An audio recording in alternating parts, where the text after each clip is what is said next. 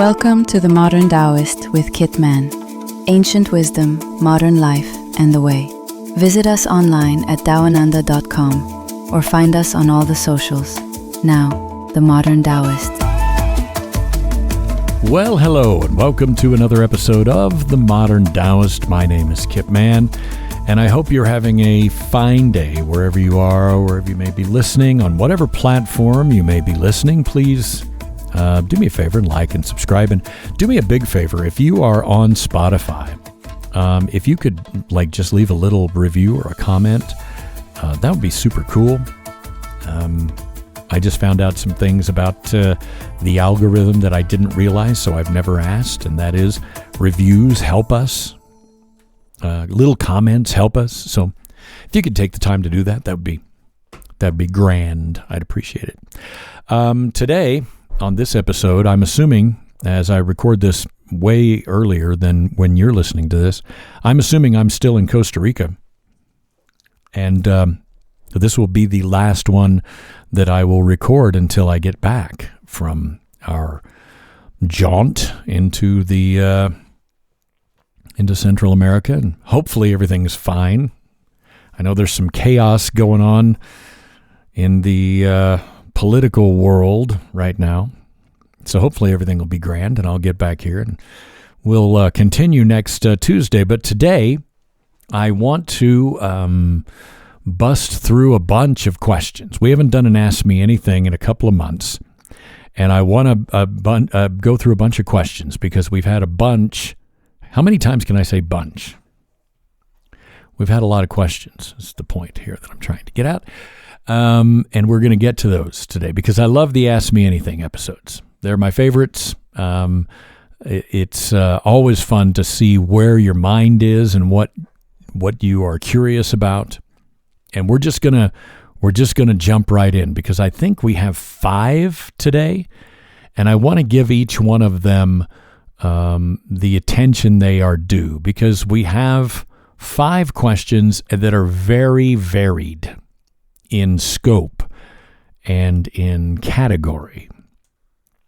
And so we're just going to jump right in, if that's cool with you, to our first one, and it comes to us from James in Los Angeles.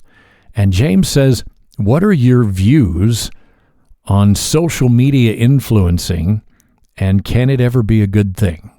Before I answer this, James, I want to try to make sure everybody knows that even though my views typically are in line with Taoism, I want to try to answer everything from a Taoist perspective rather than my own personal perspective.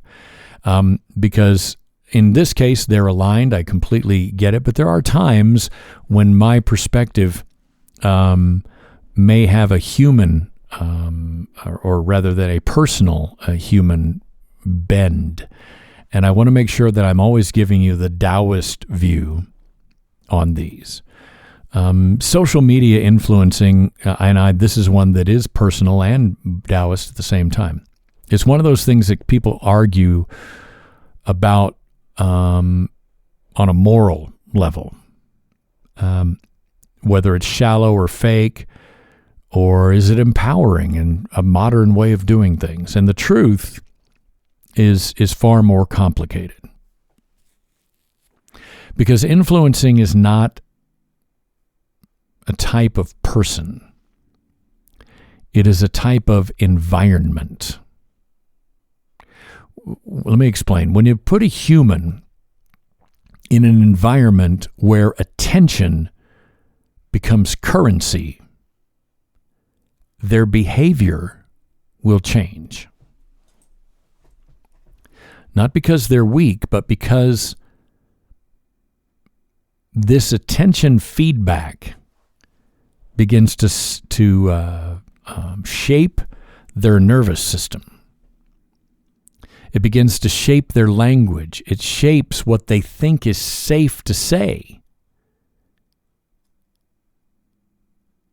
And this is where Taoism becomes useful, because Taoism is obsessed with one question. What happens to a person when they stop responding to reality and start responding to conditions?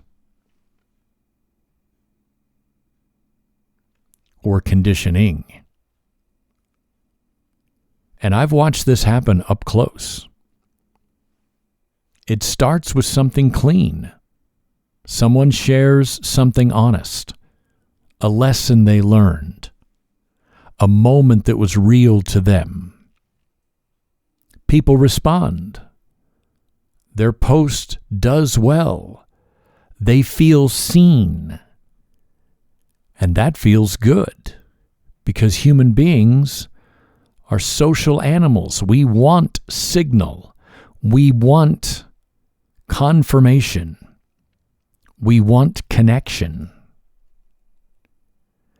And then the platform does what it is designed to do.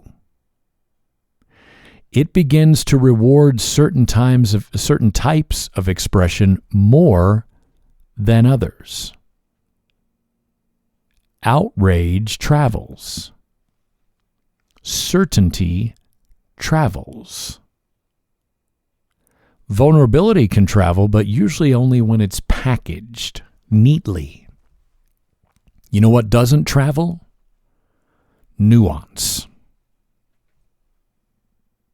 So the person learns, not consciously at first, but they learn that a certain tone will get them digital oxygen.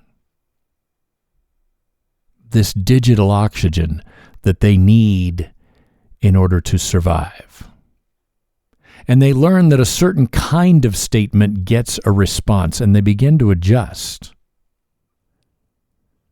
And they don't think of it as adjusting their view. They think of it as getting better at content. But what they're really doing is learning how to survive by getting more digital oxygen. And this is a loss of spontaneity. Not spontaneity as chaos, but spontaneity as honesty, as direction, as directness. They've lost the ability to respond to life without filtering it through performance. And then that's when we get real danger. Not that someone posts too much, not that they make money.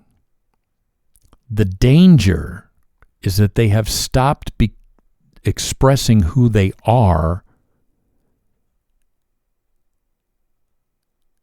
and then they stop knowing who they are when nobody is watching. And the platform becomes a mirror that they can't stop checking. Not because that they are vain, they might be, but that's not the reason. But because they cannot breathe without the digital oxygen. They've trained their mind to now receive outward confirmation. And silence makes them anxious. And they begin to measure their day by reactions that they get. They begin to shape their own thoughts, even while they're having them, like they're writing captions in their head. And that's when influencing becomes attachment. And that is where Taoism draws the line. Attachment takes something fun and healthy and useful and turns it into a cage that will eventually constrict on you until it's crushing. So, can influencing ever be a good thing? Yeah, sure. But the conditions have to be right. The person has to have a life that is heavier than the platform. They have to be in real relationships that tell them the truth. They have to have daily practices that happen offline. They have to have work that is meaningful even when nobody is watching. And they have to have a nervous system that still knows how to be quiet, because the only way influencing stays honest and clean is if the influence remains a byproduct, not a product. Because the moment you start needing a response, you start losing flexibility. You start hardening into a version of yourself that gets rewarded, and you become consistent in the worst way possible. You stop changing. You stop exploring. You stop being allowed to be wrong in public. And you quietly start living for approval, even when you think you're living for expression. The Taoist approach to social media is not get off the internet. It's don't let the internet train your inner posture. Use it as a tool. Share it if you like. Teach, build, even earn money. But keep your roots elsewhere. And if you want a simple test, it's this. Can you disappear for a week without feeling like you have to prove yourself as alive to total strangers? And if that answer is no, the platform now owns you. Now remember, that's not failure. That's feedback. That's data. That is your indication that you need to figure out a way to return to what is real. Because the real world does not have a refresh button. And I hope that answers your question. Thank you, James, in Los Angeles, for that one. Farron in New Jersey. I can honestly say I've read in my course of my life in the radio business, I've gotten hundreds of thousands of emails and letters. I don't think I've ever seen the name Farron. F-E-R-E-N. Interesting. Great name. Love it. Farron in New Jersey. Why does everyone feel the need to frame everything through politics? I say that in a sarcastic way, but I think you know what I mean. I do know what you mean. It kind of goes back to what we were just talking about. Politics has become this catch-all language, right, for emotions that people don't know how to carry. A lot of people think this is about ideology, but it's not. I know you're probably going to argue with that, but politics maybe at one point was about ideology, but in this world that we live in right now, it's about identity. And when people feel uncertain about themselves, they reach for certainty. When they feel powerless, they reach for something that gives them a sensation of power. And when they feel disconnected, they reach for something that gives them instant belonging. And politics offers all three of these. It gives you a team. It gives you a story. It's someone else's story usually, but it gives you a story that you can cling to. It gives you villains. It gives you a script for what to say when you are challenged. It tells you who you are allowed to love and who you are supposed to hate. It turns life into something legible. And in a confusing world, legibility equals safety. I've watched people go from being curious and relaxed to being braced all the time, always scanning, always ready to interpret, always primed for an argument. That's not a cultural shift, that's a bodily shift. And this is where Taoism and me personally, as your friend, want to be very blunt. When you can't meet reality directly, you start meeting it through categories. And when you start meeting through categories, you stop seeing what is actually there. And that's the trap. A friend tells a story about their kid's school, and suddenly it's a national debate. Someone mentions a health scare, and suddenly it's a political identity test. One time, it wasn't a political forum at all. It was a sports forum on Twitter or X or whatever it's called. And somebody said, I read the whole thing, and somebody just said, "Guys, sorry I've been away for a while. I had a mild heart attack." And within 2 minutes, this guy's post was filled with vaccination versus anti-vax arguments.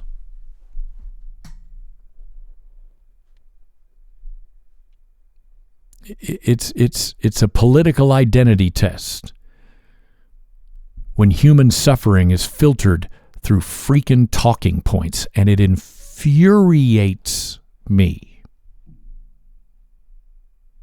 It is a weird kind of addiction because you're not addicted to politics. You're addicted to framing. Framing gives you posture, gives you a handle on things. But the cost is your humanity and your responsiveness. Because once everything is framed, nothing is ever encountered. You're not listening anymore. You're matching patterns. You're sorting out who to pay attention to and who not. You're deciding what box a person goes in so you can respond with an approved reaction. And this is a form of rigidity. The mind has become stiff. It's lost the ability to stay present. And that is why I don't frame anything politically on this podcast, because even when topics overlap with political realities, I'm not avoiding the world. I'm trying to keep the conversation between human beings and not between political ideas. Taoism begins with the close range. What is happening right here in front of me with this person in this moment? Not what it symbolizes, not what it represents, not what side or the other would say about it. Politics has stopped becoming about policy and has starting to become about identity. Doesn't mean you have to stop caring about policy, but you shouldn't sacrifice your direct perception to belong to someone else's narrative. That is the weakest of weak minds.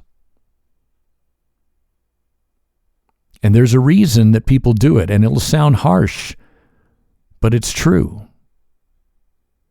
Because it's easier to be right than to be real. It's easier to be right than to be present. Because presence requires uncertainty. It requires listening. It requires letting your opinion be shaped by what you learn, not by what you are told.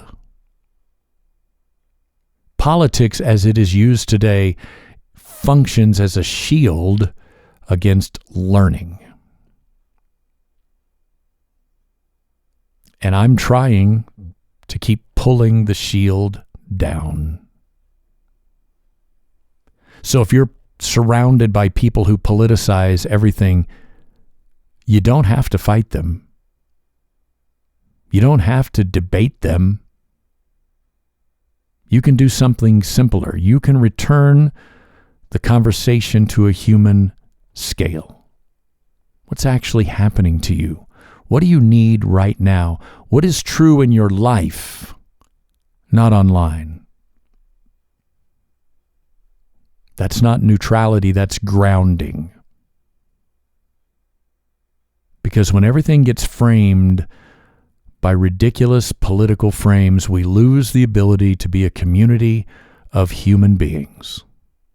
And we become a crowd of positions. And I hope that answers your question. Thank you so much, Farron, for that one from New Jersey. If you guys ever have a question or comment or anything, you can jump on and send those to me through the website, dawananda.org, DAOANANDA.org or .com. Let's move on to the next one. Kieran in Austin, Texas. I've been to Austin many times. I think my oldest son might be moving to Austin, as a matter of fact. Does Taoism have anything? Oh, I did not put these in order, by the way. Somebody else did this. But this goes back to what we were just talking about. What does Taoism have to say about tribalism? I live in Texas, and people act like we're supposed to be only Texas in everything we do. Well, I mean, we kind of answered that a second ago, but tribalism and political stuff have a lot of in common. They are definitely kissing cousins. And yes, Taoism has a lot to say about tribalism, but it says it quietly because it understands what tribalism really is. Let's forget about the politics of it for a second. Tribalism, at its heart, is insecurity wearing a suit of armor. That's what it is. People think it's pride, but it's fear. Fear of being insignificant, fear of not belonging, fear of being alone, fear of being misidentified. So the group identity becomes a shelter. And it works temporarily. The group gives you a language, it gives you a posture, a sense of we. You get to borrow strength from the collective. The problem is what happens next. Because to maintain that shelter, the group has to define what the outside is. Right? If everything is okay in here, that means everything is not okay out there. They need an other, something to contrast against. They need edges. Taoism would tell you this is narrowing yourself, because yourself becomes less like water and more like the wall. And you see it in regional tribalism all the time. People turn a place into a personality. They stop just living somewhere and they start performing a weird loyalty to it. They start to speak in slogans. They frame everything through that identity. And even neutral things become tests. You don't talk like us, you're suspicious. If you don't love what we love, you're not one of us. If you criticize anything, you are disloyal. This is rigidity again. It is chapter 76 in the Tao Te Ching, but on a social level. Look, Taoism respects the roots. It respects local culture. It respects belonging, but it warns against fixation. Because the moment identity becomes something you have to defend, you have already gotten out of balance. Because being defensive means you're no longer responding, you are protecting a specific posture. And here's what matters for you living in that environment. Taoism's not saying reject your tribe, but it's asking you not to let it own your perception of what is outside. You can love Texas and still remain an open, thoughtful human being. You can appreciate the people and still not be absorbed by the performative nonsense of don't mess with Texas. You can belong without shrinking your worldview. One practical way to do that is stop answering tribal pressure with arguments, because arguments keep you inside that frame. Instead, live your openness quietly. Be curious when others are defensive. Ask questions when people are speaking in slogans. Stay warm without signaling that you are submitting. Choose nuance. And that's hard in a tribal environment because tribal environments punish nuance. Nuance sounds like betrayal. But Taoism has always been for people living outside quiet systems and inside loud. It teaches you how to remain inwardly free. And that test is simple. Can you belong without becoming fragile? And if you can do that, you're already practicing Taoism in the most real way. Not in books or in rooms, but right there, within the borders of tribalism. Tribalism doesn't just exist in Texas, by the way. It exists in many, many places. I wish people could see the world without drawings that human beings have made on a map. You know? Thank you for that question. I like that one. Tribalism. Kieran in Austin, thank you. Let's move on to Liz in Montana. Montana, a lot of tribalism going on in Montana. What's the thing up there in Montana? We're tough. I lived in Montana for a time being. It's all over everywhere. On the billboards, television commercials. Nobody's as tough as Montanans. It's everywhere. It's kind of funny. Liz says, how do you meet other people interested in Taoism in real life? I fear I am alone in a sea of either you're a Christian or an atheist. Yeah. Liz, I get this, and I'm going to answer it like a human being, not like a directory, okay? So there's a lot of places in North America that kind of feel like that. And it's not because everyone is actually polarized into those two groups, but because the visible options are loud. In certain places in the United States, people, well, all over the world actually, but since we're talking about the U.S., people either signal religion strongly or they signal skepticism strongly. So if you're in the middle or off to one side or floating above it, you can feel alone. You can feel invisible because the two other voices are loud. And Taoism has always lived in kind of that invisible space. And that's the first thing to know. Like Michael Jackson said, you are not alone. Okay? You're not. You're just not surrounded by people who label themselves in ways that you would recognize immediately. Because most Taoist-minded people, most Buddhist people, unless they're walking around in monk robes, they're not walking around saying, I'm a Taoist at the top of their lungs. We don't evangelize. I mean, I don't even know if we have the language to evangelize. We just live a different pace. So the way you meet them is not by looking for a label, it's by looking for a way of being. And here's what I mean. You're going to find them in places where they're obviously slowing down, places where their silence isn't treated as awkward, places where presence matters more than status. And that could be at a Tai Chi group or Qigong group or a meditation group or yoga spaces. But let me tell you, you got to find a yoga space that isn't performative. You know where I find Taoists all the time? Hiking. Nature clubs. Community gardening.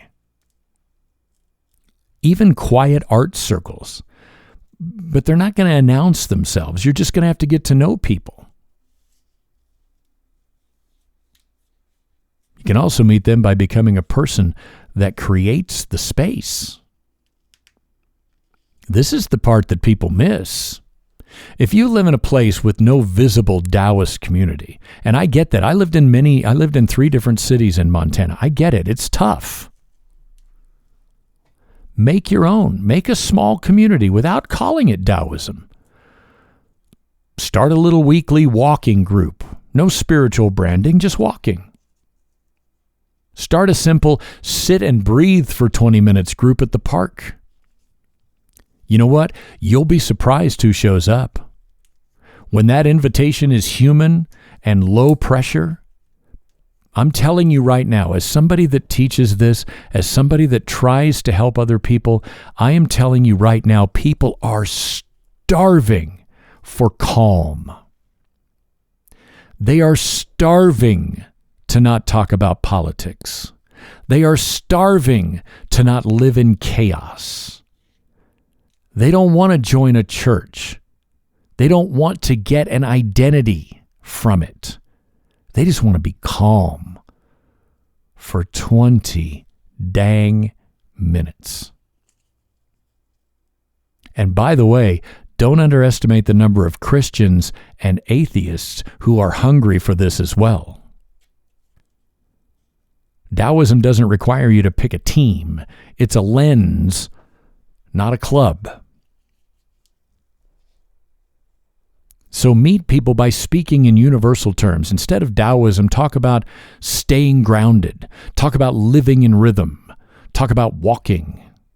Talk about attention. Talk about noticing. The people that will respond to you, those are your people. Whether they use the same labels or not, whether they wear a t-shirt that says, "Yo dog, I'm a Taoist." Unless they have one of our t-shirts that says, my dogma ran over, my karma ran over your dogma. That's what it says.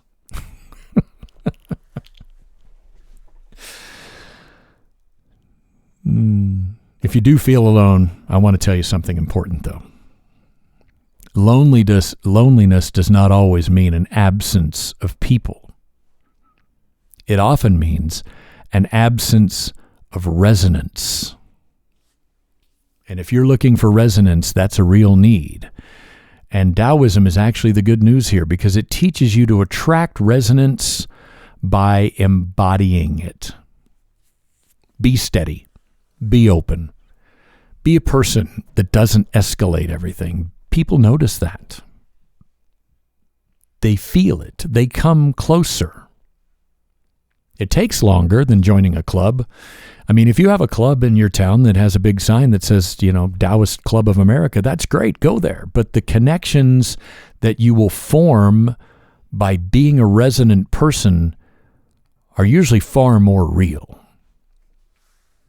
Don't think of it as being alone. Think of it as being first. Liz, you're not alone. You're just early. And thanks so much for the question. Let's move on to Hannah in New Brunswick. Hannah wants to know, this very Taoist question, what is the chapter in the Tao Te Ching about death and rigidity, and what does that mean? I'm assuming you're talking about what we referenced earlier, chapter 76. We referenced this in an earlier episode, I think last episode. Chapter 76 of the Tao Te Ching. It is one of the most confronting chapters that Lao Tzu ever wrote, precisely because it doesn't sound mystical at all. It actually sounds real obvious. Because he observes that when we are born, we are soft and pliable and responsive, right?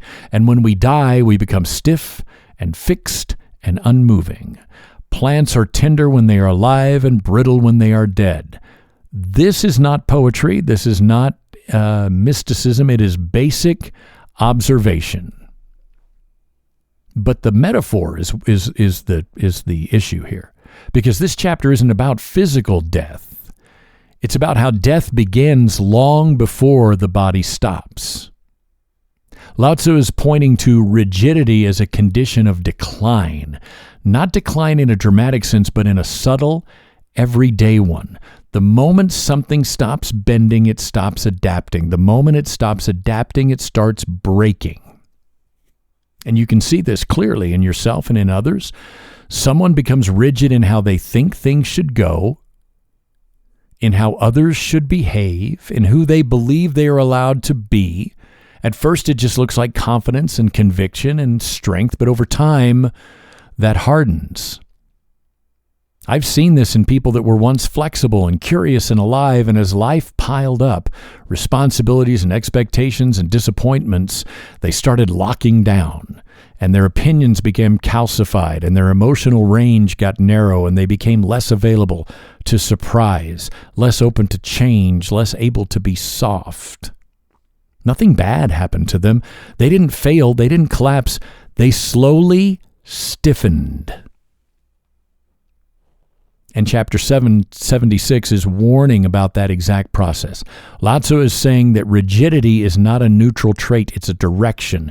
And that direction leads towards death. Not death as an event, but death as a way of being.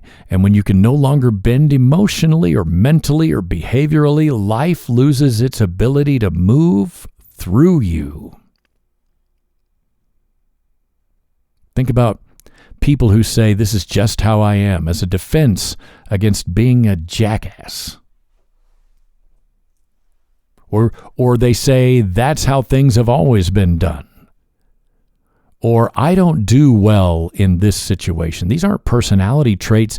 These are signs of hardening. And hardening feels safe to them. It gives them structure. It gives them predictability, but it also cuts them off from life's natural movements. Because when change comes, as it always does, these statements of rigidity turn into suffering. Taoism doesn't respond to this by telling you to abandon the structure. It responds by telling you to soften before you break. Stay responsive. Allow form to change without interpreting that change as a failure. So Hannah asks what this chapter means. The answer is simple and it's uncomfortable. It means that every time you cling too tightly to who you think you are, or how life should look, or how things should go, you move a little closer to brittleness. And every time you soften and adjust and let go of an ideal, you move back toward life. Chapter 76 is not about dying. It's about staying alive. Thank you, Hannah. I like it when you guys give me questions about the Tao Te Ching. I don't know that I would answer more than one per episode, but I do like it when they come in, especially about chapters that I love, which 76 is one of my favorites.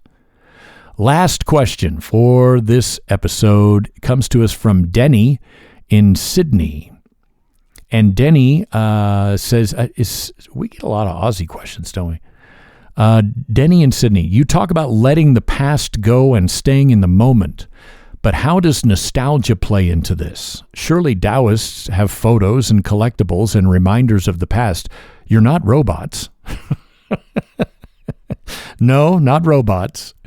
That's a pretty important distinction to make because a lot of people misunderstand Taoist presence as emotional erasure, as if being present means we delete our history, as if wisdom requires us to have amnesia. Just because something is in the past doesn't mean we forgot about it. Right? That's not Taoism, that's disassociation. We don't do that. Taoists absolutely have memories and they keep objects. You should see my house. They tell stories. You should hear me talk. They remember teachers and places and seasons and moments that shaped them into the person they are. The difference isn't whether that existed. It's how the past is held. Nostalgia only becomes a problem when it replaces responsiveness. There's a big difference between honoring the past and dwelling in it. Two people can look at the same photograph, right? And one person will feel warmth and gratitude and connection, and then they can jump back into the present, being unchanged. I can look at pictures of my grandfather, who I loved dearly, and remember him. But then when I put the picture down, I'm back in the present where he is no longer, and I don't dwell on that past. Another person will feel longing and regret Same object, same picture, different relationship. Taoism doesn't want you to throw your pictures away, just ask you to notice what happens when you hold it. I've known people that collect meaningful objects, that have collections not as an escape, but as a grounding, a reminder of where they've been, of what they survived, of what mattered. Those objects don't pull them backward, they root them more firmly in who they have become. But I've also known people who live surrounded by reminders of the past that they just can't let go of. Old versions of themselves, old successes, old identities. I did that for a while myself. And in those cases, nostalgia isn't memory, it's resistance to living in the now. It's attachment to the past, because remember, as we've said a lot, attachment freezes movement. It turns memory into a place that you keep returning to because the present feels crappy. It feels uncertain. It feels disappointing. And when that happens, nostalgia stops being gentle and starts being an anchor. If you ever hear someone say things were better back then, I was happier this time, that was the real version of me, that is not nostalgia, that is comparison. And comparison will always pull you out of the present. Treat time like a process, not a hierarchy. The past was not better. The present is not worse. They are different expressions of the same unfolding. When you cling to one expression, you lose contact with the other. And that is the Taoist idea that what has passed should be digested, not stored raw. Digested memories nourish you. Undigested ones are heavy. And you know the difference by how your body responds to something. When you remember something, does it soften you and give you a smile? Or does it tighten you? Does it bring clarity? Or does it bring heartache? Does it connect you to now or pull you away from it? And that is the real practice. Taoism doesn't ask you to stop remembering. It's asking you to not live backward. Let the past inform you without directing you. Appreciate what you did without clinging to what you did. Honor the past without resisting today. So yes, Taoists keep meaningful objects, but they aren't anchors, they're touchstones. They don't say go back, they say, remember how good this was? But put it down and live in the now. So if you have nostalgia that's keeping you from engaging with the present, that is a form of what we just talked about a minute ago, rigidity. But if it enriches your present, then that's part of the flow. The goal isn't to forget where you've been. The goal is to make sure that memory is not a place for you to hide. And that is how Taoism handles nostalgia. Leave it where it was, and that will help you to stay human where you are. One of the things I appreciate most about these Ask Me Anything episodes is that the questions aren't theoretical. They come from these real lives, real places, real tension between how the world feels and how we're just trying to live inside it. And if it feels to you like there was a thread running through today's questions, I think there was. How do you stay human without becoming rigid? How do you remember without getting stuck? How do you belong without being narrow? How do you speak without hardening? How do you adapt without disappearing? Taoism doesn't offer rules for that. It offers orientation. It keeps pointing you back to responsiveness, to softness without collapse, to presence without erasing the past. And if you're listening to this while I'm away for a bit, know that these conversations continue even when the microphone is quiet. Practice doesn't stop. Life keeps moving, and so do you. And if one of these questions landed for you, sit with it this week. You don't need to solve anything. Just notice where you might be holding on too tightly and where you might be able to soften without losing yourself. And if you want to explore these ideas further, the full podcast archive is available to you on Spotify. And if you haven't already, please make sure you're subscribed or following on whatever platform you listen to so that you get new episodes as soon as they drop, which is every Tuesday morning at 5 a.m. Pacific Coast in the United States. And if you have a question of your own, please send it in, because these episodes only work if you're willing to ask honest questions. And thanks for understanding. And when I say that, I don't mean understanding me, I mean understanding yourself. And until next time, stay flexible, stay alive, and thanks for listening to The Modern Taoist. Thanks for listening to The Modern Taoist with Kit Man. Visit us online at dawananda.com or find us on all the socials. Please like or subscribe on this platform, and thanks again.